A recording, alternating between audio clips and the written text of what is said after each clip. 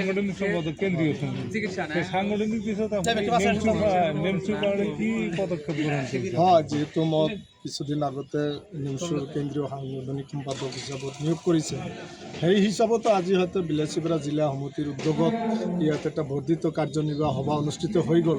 আৰু ইয়াতে আমি বিশেষকৈ ৩-৪টা প্ৰস্তাৱো ৰাখিছোঁ যে আমাৰ ঘৰ ঘৰ শিক্ষা সাংগঠনিক লাইনত আমি প্ৰতিটো আঞ্চলিকৰ মাধ্যম দি আমি ঘৰ ঘৰ শিক্ষা আৰু বাল্য বিয়াৰ যিটো প্ৰথা আছে সেইখিনি দূৰীকৰণ কৰাৰ কাৰণে আৰু আমাৰ প্ৰত্যেকখন আঞ্চলিকৰ পৰা যি আমাৰ যিখিনি ৰাস্তা ঘাট শিক্ষা স্বাস্থ্য যিখিনি আমাৰ অসুবিধা আছে সেইখিনি আঞ্চলিকৰ ফালৰ পৰা যেনেকৈ আজি আমি প্ৰস্তাৱ লৈছোঁ যে প্ৰতিটো আঞ্চলিকৰ সদস্যৰ পৰা আমি এনেকুৱা এটা ফাণ্ড বনাইছোঁ যে আমি প্ৰস্তাৱ লৈছোঁ ফাণ্ড বনা নাই এতিয়ালৈকে যে প্ৰতিজন সদস্যৰ পৰা আমি 50 টকা এটা ফাণ্ড থাকিব।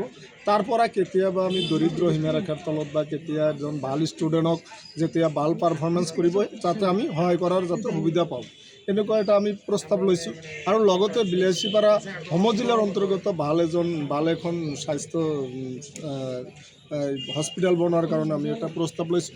আৰু এটা প্ৰস্তাৱ দিছোঁ যে ধুবুৰী জিলাত যিহেতু আমি 80% কৃষিজীৱী, গতিকে ইয়াত এটা হিমঘৰ আমি কৃষি মন্ত্ৰীক আমি এটা দাবী জনাম যে ধুবুৰী জিলাত তথা বিলাসীপাৰাত এটা হিমঘৰ কৃষকৰ কাৰণে এটা কৰি দিব লাগে।